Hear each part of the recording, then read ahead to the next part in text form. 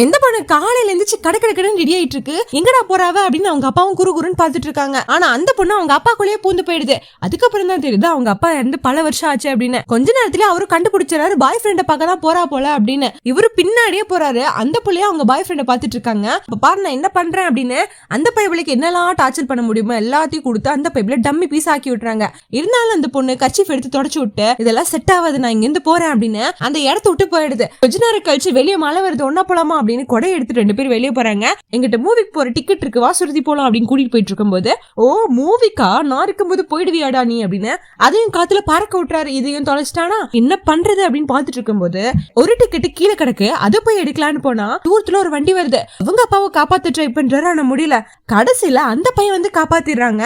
இந்நேரம் இந்த பையன் மட்டும் இல்லைன்னா என்னோட பொண்ணு என்ன ஆவறது, இந்த பையன் தான் கரெக்டான ஜோடி அப்படின்னு 2 பேத்தையும் சேர்த்து வச்சுறாரு.